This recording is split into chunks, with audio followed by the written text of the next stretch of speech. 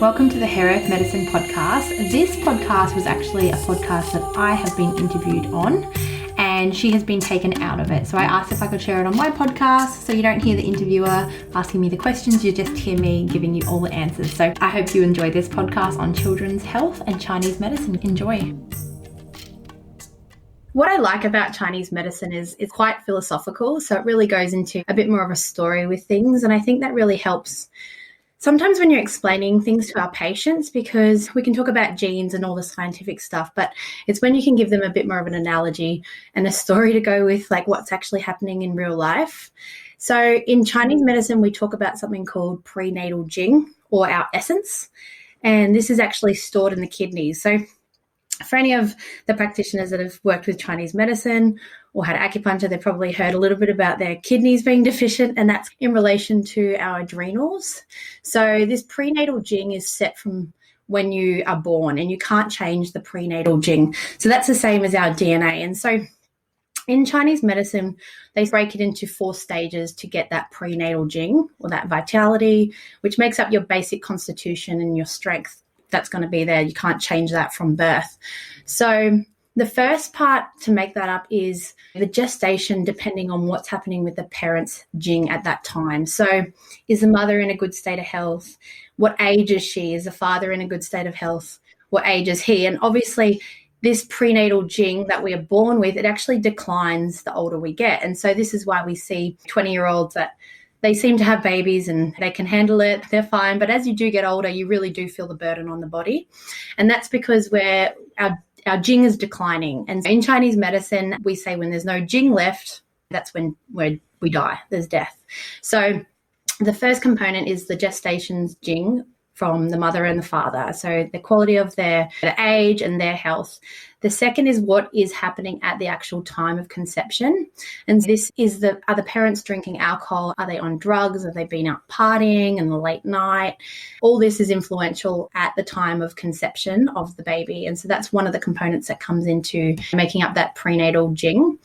Another factor, which is obviously huge, and we all know about this, is the condition of the health during the pregnancy.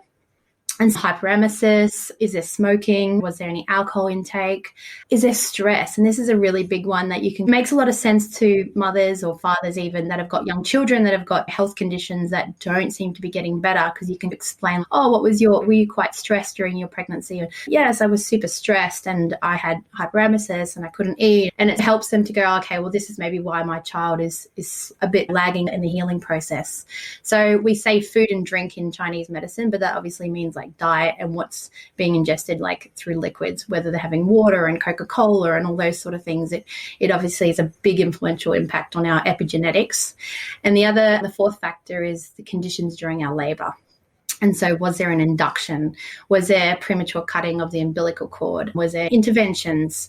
Was there trauma? Was there forceps used? Or was the baby taken away from the mother and no skin to skin, or C-section? And so these 4 components actually make up 1/4 of our constitution in Chinese medicine. And so they can't be changed. So once the baby's born, there's a constitution that's set in stone. And we know this. We look in people's eyes, and we do iridology as naturopaths, and we can see obviously like genetics plays a big role in people's health. But this is what the Chinese medicine perspective looks at when we're talking about like DNA and epigenetics from that kind of preconception before birth stages. Yeah, so I guess the good thing about it is we say that in Chinese, this makes up 1/4 of the constitution. And so obviously the child's constitution is set in stone from birth, but there's other things that are going to influence the quality of that child's health that we can have a massive impact on. So the first 7 years are very important in Chinese medicine, and we can talk about them in a minute. But basically, it's like just saying that there's these things that are here that we can't change, but what we can do is we can work on now the quality of the emotion, the food that's coming in. We can provide supplements, and there's obviously room for a lot of improvement, but it just takes the anxiety away from them when you say this might be why we're having to work harder to get your child's immune system working better than this other child that might be not having a great diet but seems to be thriving very well. Yeah, and another lovely quote I love in Chinese medicine is we say to treat the child, treat the mother. and we can often see this in clinic. We see mothers that are doing all the right things, but they're very anxious about their child's health. They're sniffling and the mother's jumping straight in there. What can I do? And so sometimes getting the mother to step back, well, in the kindest way you can do, to say support the child without putting so much emotion onto the child from their own emotional health as well. So if the mother's quite anxious or quite stressed, that is 100% going to reflect in the child. So I guess just being able to explain that if you've got a young child that you're working with and something's not going quite as planned to the treatment, that maybe you can say, look, it might be a bit slower because these kind of factors are set in stone from birth, so we can't change that constitution. But rest assured, we can obviously work on those other things, just give us a bit more time, if that makes sense. But obviously, if you're working prenatally, if you're doing preconception work and working with fertility, and often there's a bit of a cycle. Like I started off fertility in children, and you see the cycle. You treat them through their pregnancy and then they bring their children to you. So it's that cycle of life, I like to think of it, when you're doing women's health and children. And then, so you can obviously make a massive impact if you're treating the preconception phases. So you can talk to the mother about what they can eat, what they can do for their stress, movement. Obviously, if people are trying to conceive, they're probably not drinking alcohol and all that sort of stuff. But birth and interventions and all those sort of things, you can just educate your patients a little bit more on so that they can try and optimize the quality of that, the Jing. Yeah, so this is where we start to develop the rest of the kind of constitution. And this is what we can definitely work on. So that, what I talked about with the prenatal Jing, or we sometimes say prenatal essence, that's the first stage of development. So that's obviously before the baby's born. The second stage is actually my favorite stage to discuss, and that's from birth to 1 month of age. And so I'm sure now many practitioners have heard of the first 40 days or the golden month or sitting the month, whatever you want to call it. And this is something that's so influential on the mother and the baby. And so if you actually look through history, every culture around the world practice some sort of staying home, resting, nourishing the new mother, nourishing the new baby for around 1 month to 40 days.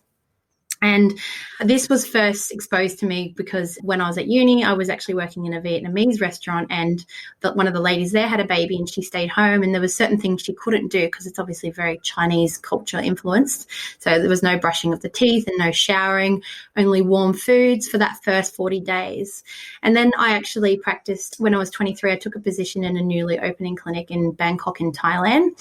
And so my boss over there was Indian, and then obviously I worked a lot with Thai people. And so I was once again really exposed to what happens throughout pregnancy and birth and the new mother, and what are these cultures using to support these new mothers. And both Thailand and India, they have a really big influential, it's all about the new mother at this time. And it's so important that the West has really forgotten how to look after the new mother.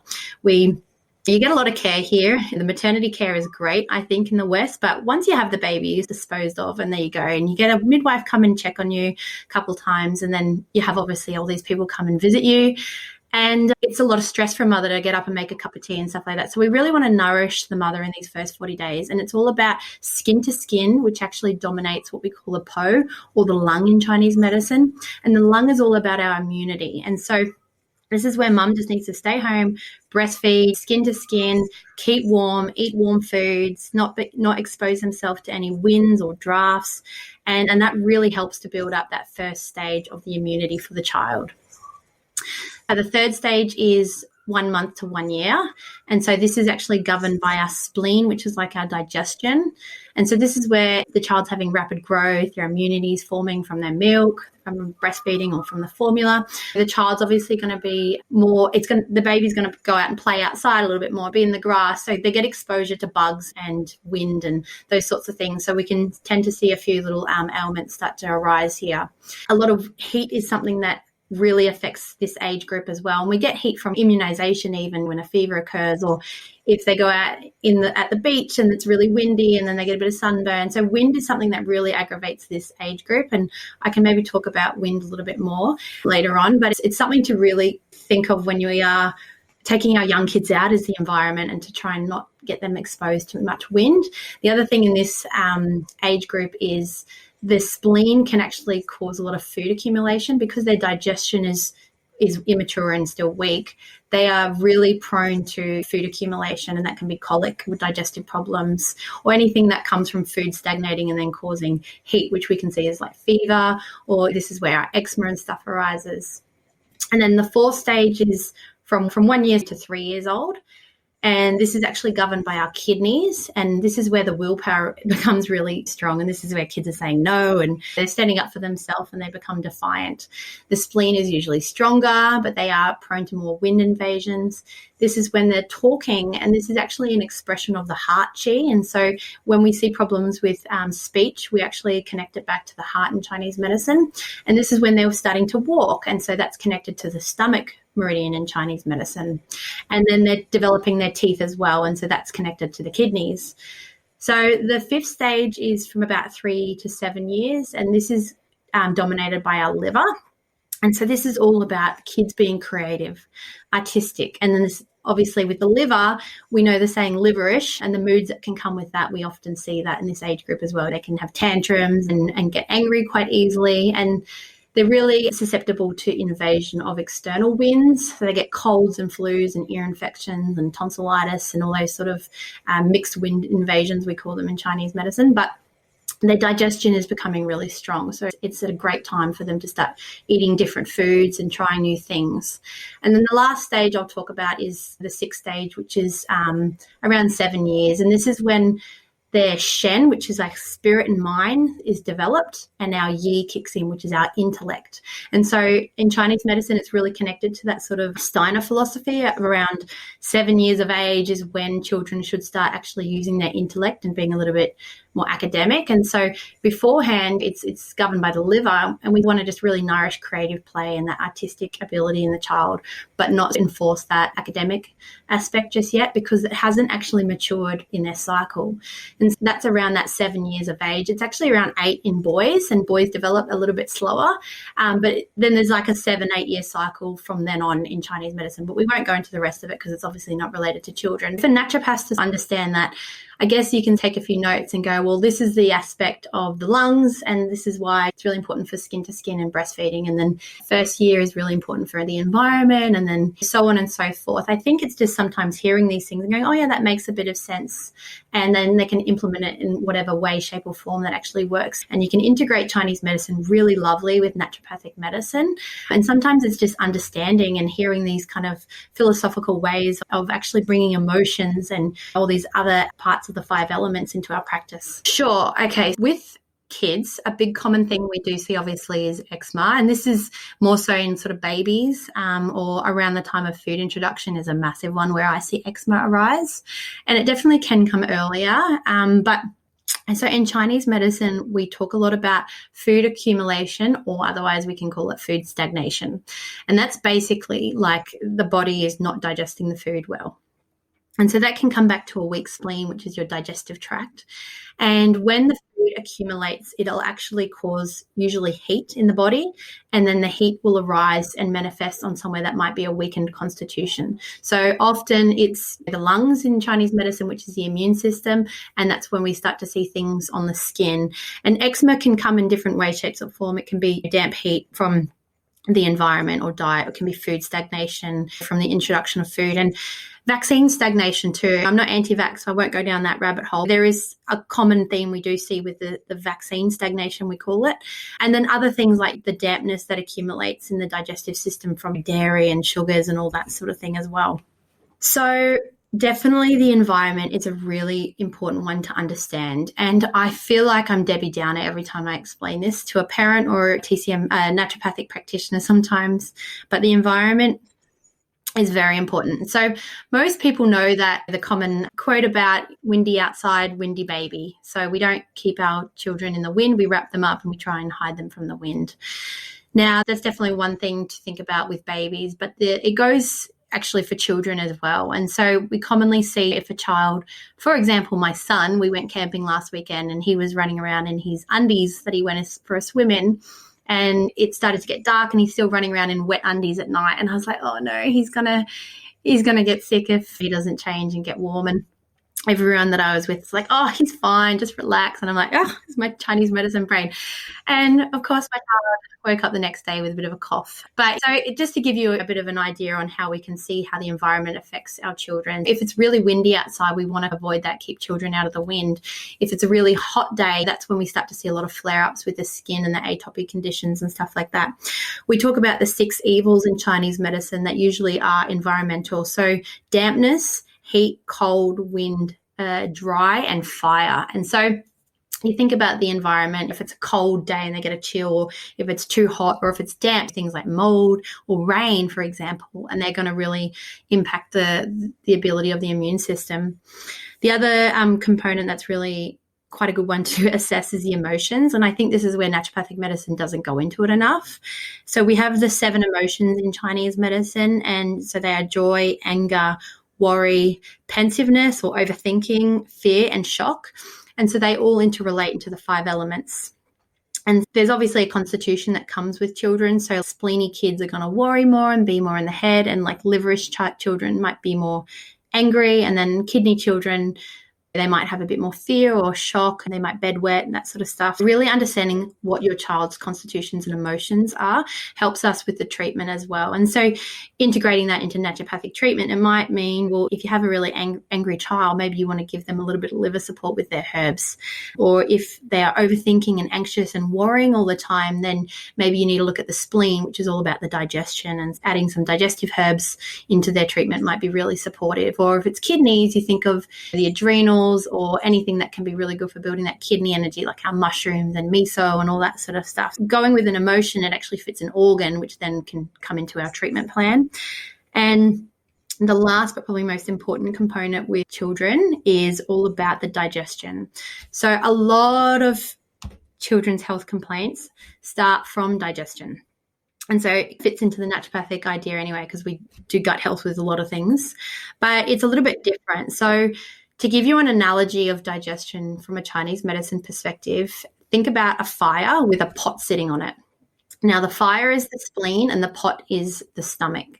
Now, imagine there's like a nice soup in there and you want it to be around 37 degrees, and it's a nice warm soup and the fire's burning at a nice temperature. Now, what happens if you go and throw a bucket of ice into that pot, into that soup? That fire then needs to burn a lot bigger in order to make that nice and warm again. So we're trying to maintain that 37 degrees soup, if that makes sense. So what that means is coldness actually is really bad for a child's digestive system. Now, in Chinese medicine, children have an immature spleen and stomach already, so we don't want to aggravate by adding more cold things in. And so what is the most commonly given food these days to children? It's cold smoothies, avocados and bananas and those sorts of things. And although they might be full of all these great nutrients and whatnot, it's actually really weakening to a child's digestive system.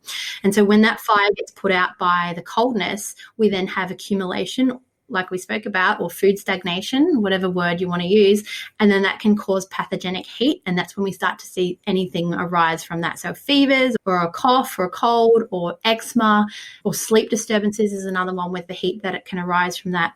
And a really big take-home message for our naturopaths listening is, educate your mothers on the temperature of the food that they're introducing. So no raw and no cold foods in particular for children. And that doesn't mean you can't ever have a banana or an avocado or anything like that. It just means maybe in those first few months to that first year, let's not do smoothies. Let's not give any cold raw things out of the freezer, like for the teething and all that sort of stuff.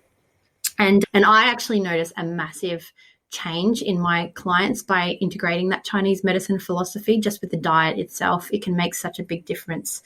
The role of the spleen and the stomach is big in children's health. It's all about our transportation and transformation of our food and our fluid to nourish the rest of the body. And so that's key to work on for any kind of condition, making sure that spleen and stomach fire is working nicely. Yes. Okay. So I do see a lot of eczema, and I see it a lot in babies.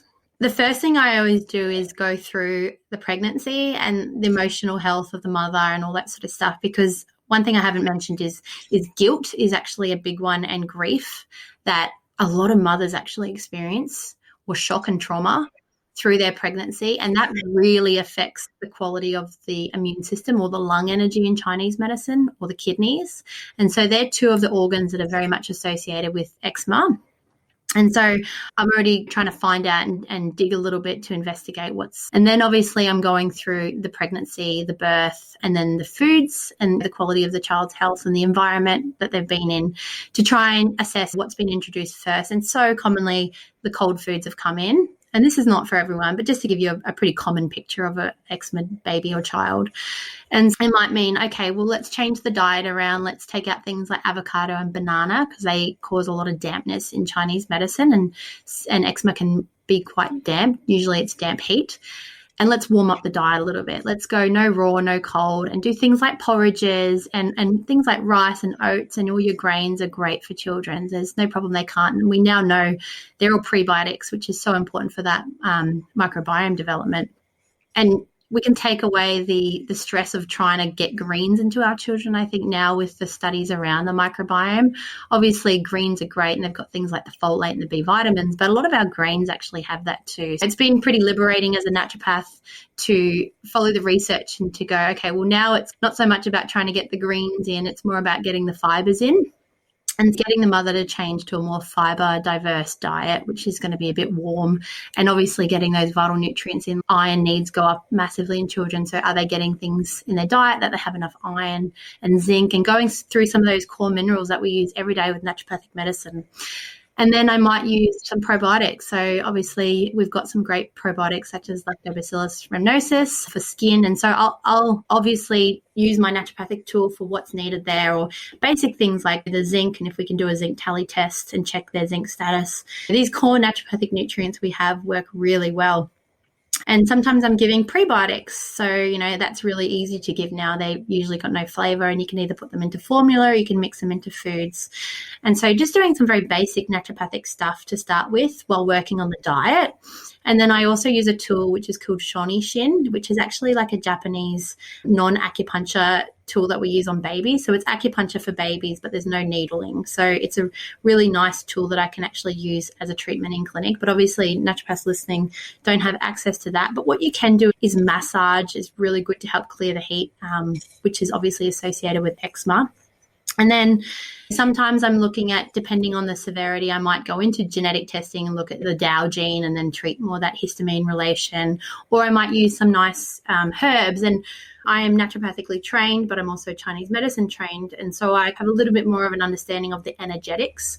And as a naturopath, there are some great books out there now, herbal handbooks that actually go through the energetics. So it might definitely be worthwhile looking at your herbs and making sure you're not giving herbs that are going to be superheating. So there's some great heat clearing herbs in there. And I love things like atractylodes or astragalus, chrysanthemum, or I can't think off the top of my head, just to help with clearing some of the heat out of the system. And these are herbs you don't use long term when you are clearing heat, because you don't want to make them cold either. Just short-term treatment of herbs. And kids love taking herbs if you can get them in glissy tracts and stuff. I don't really use Chinese herbs. I actually use naturopathic herbs, but I use the Chinese naturopathic herbs, so making up liquids and stuff, and that's really easy to give to treatment in the treatment there, and kids usually don't mind it, or you can dilute it in a bit of water or juice if you need, just to get it in there. And then obviously assessing and seeing how the child's going with that, but usually that's a really good starting point on how I treat eczema with children. Sometimes I'm doing stool testing, so if I do stool testing, it might depend there. But yeah, I'm often using PHGG or FOS or GOS, just some of your basic ones, just to get that diversity in. It obviously depends on if it's a baby that's been born C-section, and sometimes I'm just using the probiotics like the LGG, for example, and that works really good, or sometimes I'm using the combination. But I really push for the diet with the prebiotics, but they are a very easy supplement to give to kids. And obviously that's a massive thing with children is supplementation. It's really hard to get the supplements we want into a child. And actually the other thing I'll just touch on there is cod liver oil is another great one I use with eczema with children, because it's really rich in vitamin A and vitamin D. So both are amazing in mucous membranes and immune support, and easy to give to children as well. So a common condition with the food introduction, so you can see sleep disturbances often arise, and that can be from food stagnation. And so that's usually a heat thing.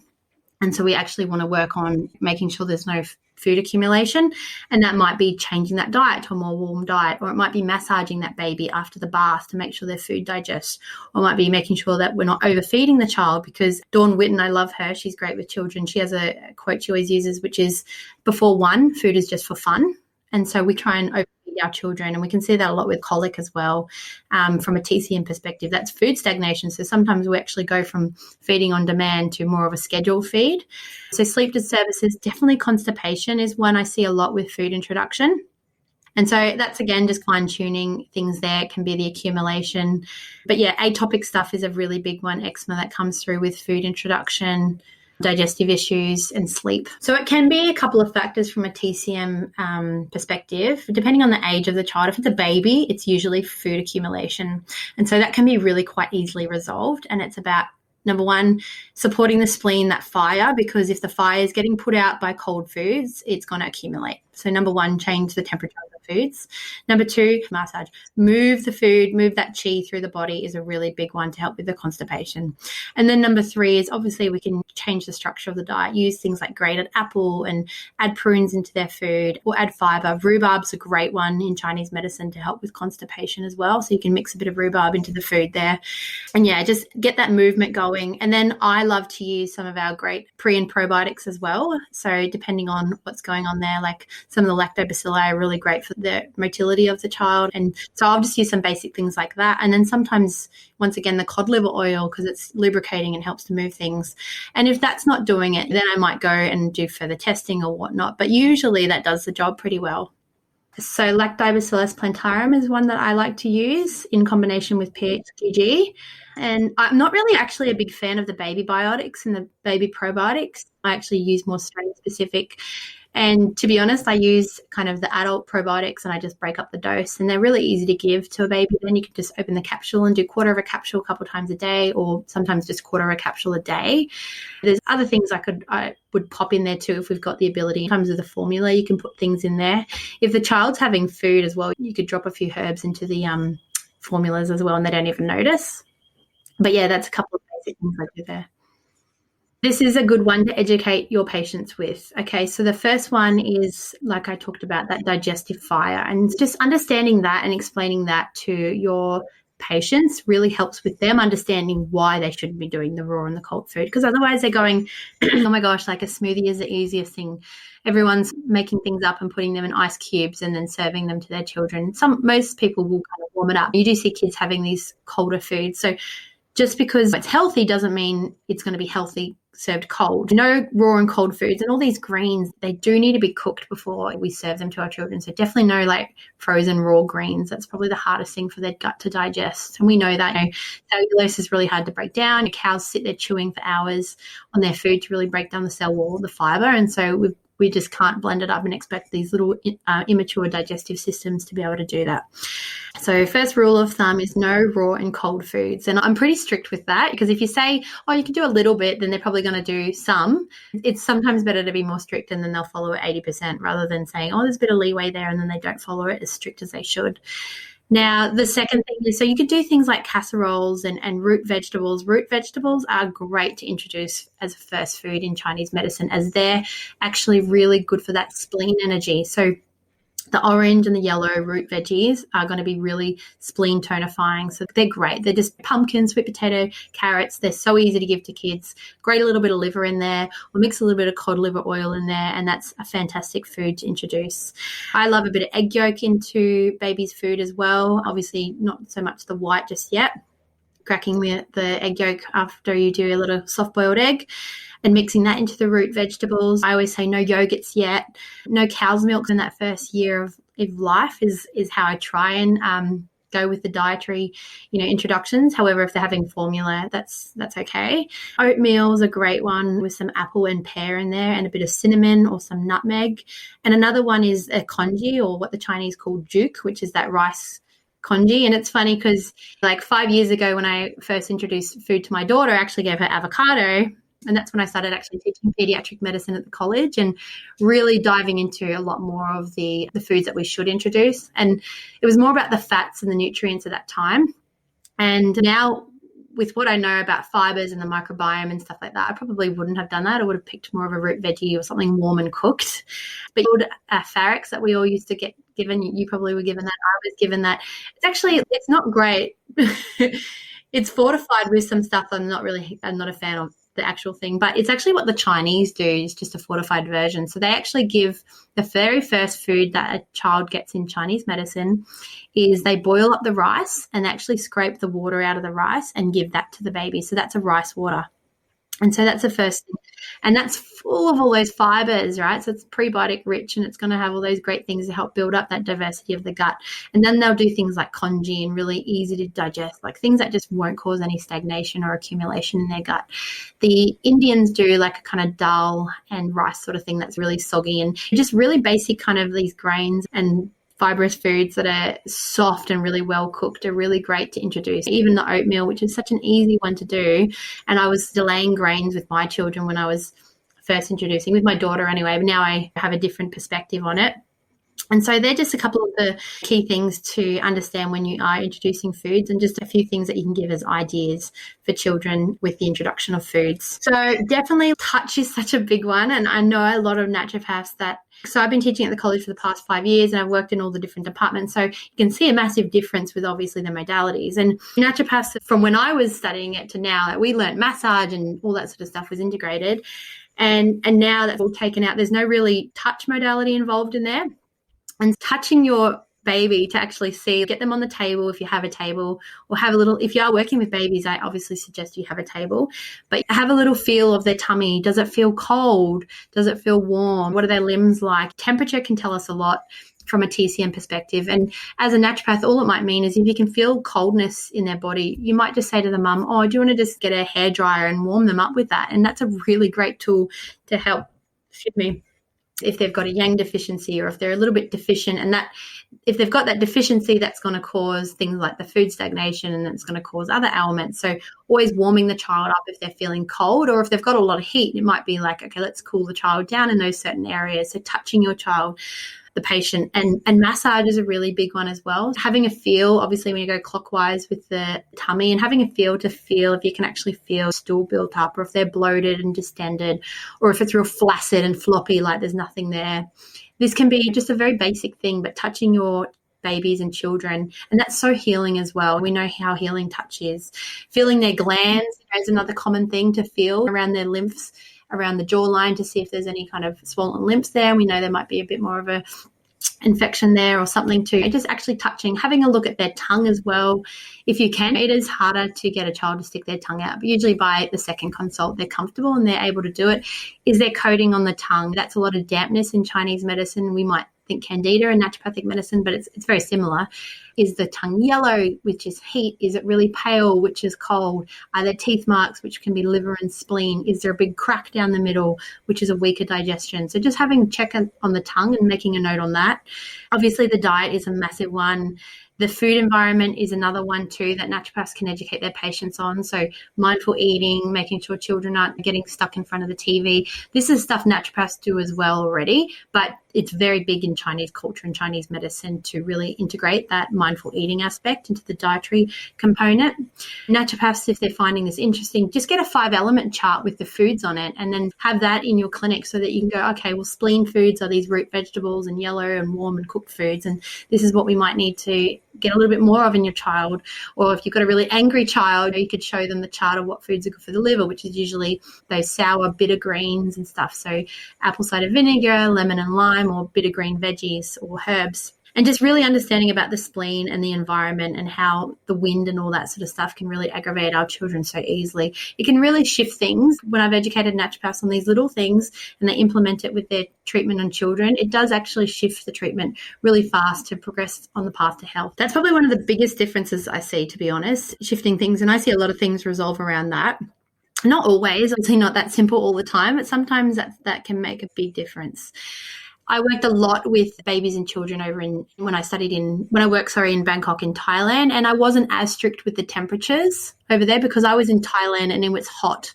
But also a lot of the cultures that I was working with were already doing that anyway. It's more the expats and stuff that weren't having the warm and cold diet sort of association with the children. But you just see a massive shift when you can change the temperature of the foods and the energetics of the foods.